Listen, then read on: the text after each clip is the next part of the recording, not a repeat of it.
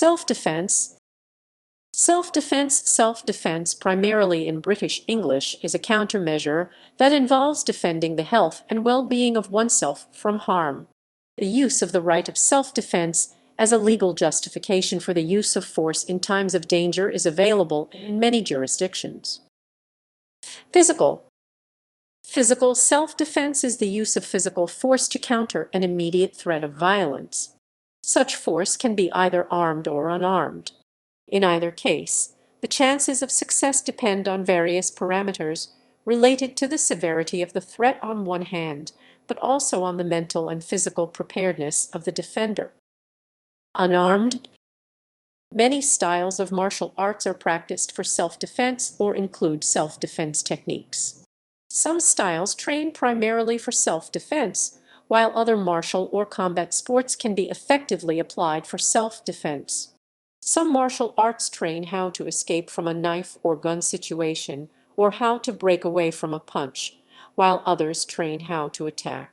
To provide more practical self-defense, many modern martial arts schools now use a combination of martial arts styles and techniques, and will often customize self-defense training to suit individual participants. Armed. A wide variety of weapons can be used for self-defense. The most suitable depends on the threat presented, the victim or victims, and the experience of the defender. Legal restrictions also greatly influence self-defense options. In many cases, there are also legal restrictions. While in some jurisdictions firearms may be carried openly or concealed expressly for this purpose, many jurisdictions have tight restrictions on who can own firearms and what types they can own.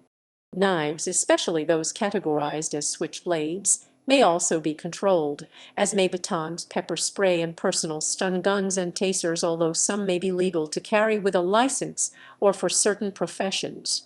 Non-injurious water-based self-defense indelible dye marker sprays, or ID marker, or DNA marker sprays linking a suspect. Everyday objects, such as flashlights, baseball bats, newspapers, keyrings with keys, kitchen utensils and other tools, and hairspray aerosol cans in combination with a lighter, can also be used as improvised weapons for self-defense. Verbal self-defense. Verbal self-defense is defined as using words to prevent, de-escalate, or end an attempted assault. Women's self-defense. According to victims of sexual violence, statistics on RAIN, about 80% of juvenile victims were female, and 90% of rape victims were adult women. In addition, women from ages 18 to 34 are highly at risk to experience sexual assault. According to historian Wendy Rouse in her own Hero, The Origins of Women's Self-Defense Movement, women's self-defense training emerged in the early 20th century in the United States and the United Kingdom, paralleling the women's rights and suffrage movement. These early feminists sought to raise awareness about the sexual harassment and violence that women faced on the street, at work, and in the home. They challenged the notion that men were their natural protectors, noting that men were often the perpetrators of violence against women. Women discovered a sense of physical and personal empowerment through training in boxing and jiu-jitsu. Interest in women's self-defense paralleled subsequent waves of the women's rights movement, especially with the rise of second-wave feminism in the 1960s and 1970s and third-wave feminism in the 1990s. Today's empowerment self-defense ESD courses focus on teaching verbal and psychological as well as physical self-defense strategies. ESD courses explore the multiple sources of gender-based violence, especially including its connections with sexism, racism, and classism. Empowerment self-defense instructors focus on holding perpetrators responsible while empowering women with the idea that they have both the right and ability to protect themselves. Self-defense education. Self-defense techniques and recommended behavior under the threat of violence is systematically taught in self-defense classes. Commercial self-defense education is part of the martial arts industry in the wider sense, and many martial arts instructors also give self-defense classes.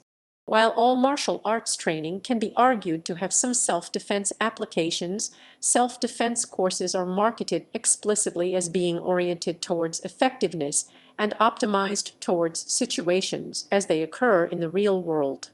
Many systems are taught commercially, many tailored to the needs of specific target audiences, e.g., defense against attempted rape for women, self-defense for children and teens.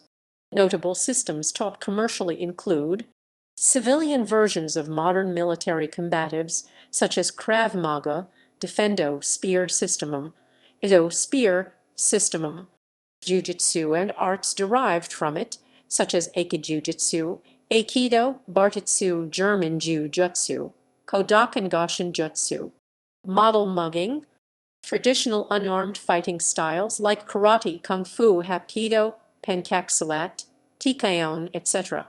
These styles can also include competing. Traditional armed fighting styles like Kali/Eskrima/Arnis. These include competing, as well as armed and unarmed combats.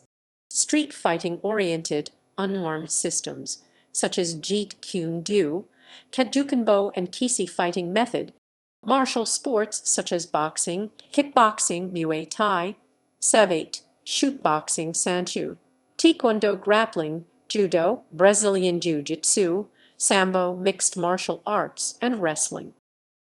Legal aspects. Application of the law. In any given case, it can be difficult to evaluate whether force was excessive. Allowances for great force may be hard to reconcile with human rights.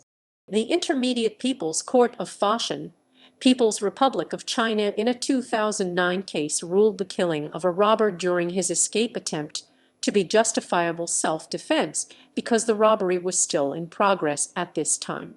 In the United States, between 2008 and 2012, approximately 1 out of every 38 gun-related deaths, which includes murders, suicides, and accidental deaths, was a justifiable killing, according to the Violence Policy Center.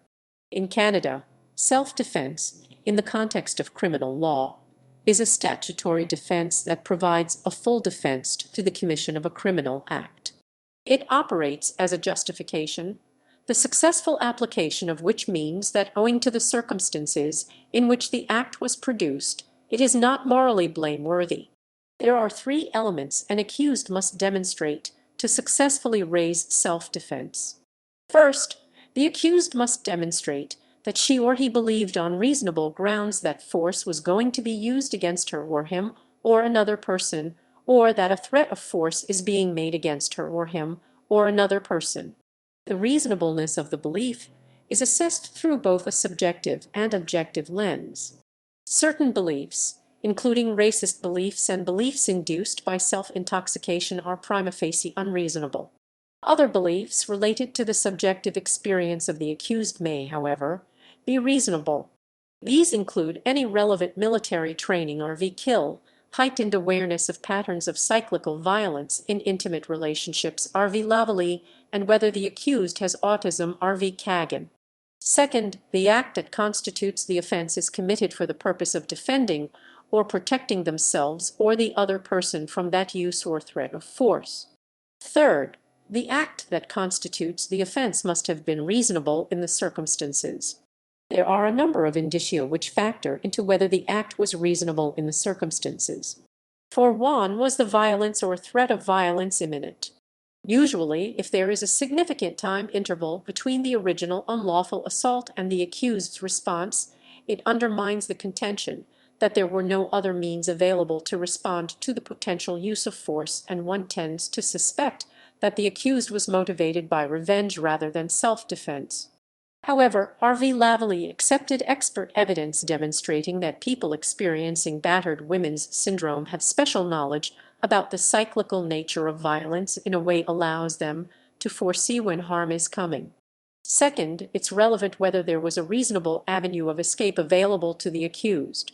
Under the old self-defense provision, there was a requirement for the accused to have believed on reasonable grounds that there was no alternative course of action open to him at the time, so that he reasonably thought that he was obliged to kill in order to preserve himself from death or grievous bodily harm.